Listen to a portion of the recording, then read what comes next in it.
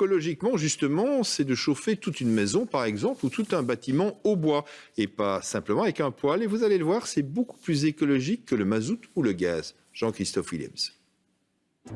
À l'Institut provincial d'enseignement technique de Nivelles, l'heure était venue de remplacer les vieilles chaudières au mazout.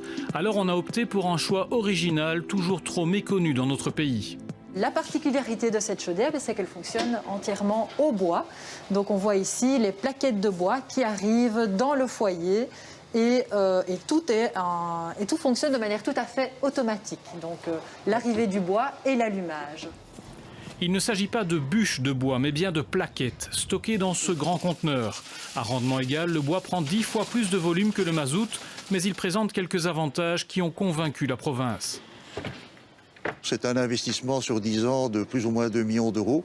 Mais je veux dire que la rentabilité de ce genre d'installation, quand je parle de rentabilité, économie d'énergie, mais surtout émissions de CO2, c'est 40 fois moins qu'une chaudière à mazout. C'est énorme.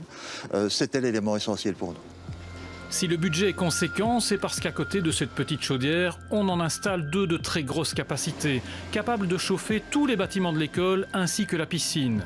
La consommation en bois sera donc conséquente, mais bizarrement, c'est plutôt une bonne chose, car les plaquettes sont composées de déchets. Alors les plaquettes, en fait, c'est produit à partir de bois déchiqueté.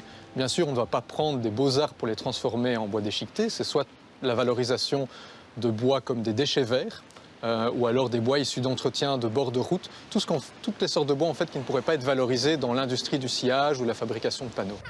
Idéal pour chauffer de grands bâtiments, ce type de chaudière trouve aussi son intérêt dans les réseaux de chaleur. Sur la jolie place de Sérou-Mousti, 4 bâtiments, dont l'école communale, sont chauffés par une seule chaudière.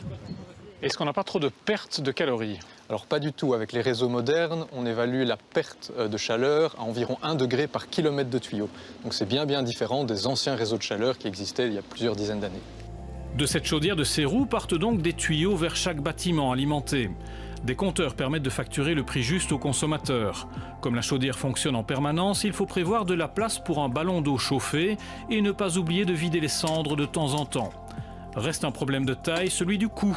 C'est pourquoi beaucoup d'installations sont financées par le privé, une sorte de leasing de chaudière.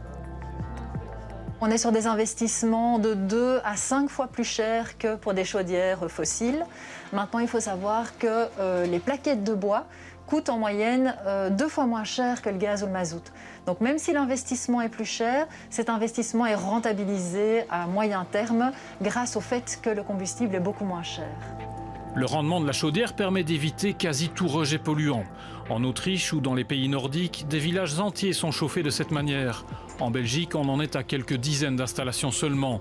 Mais la croissance est rapide, d'autant que le carburant est local, renouvelable et au prix très stable.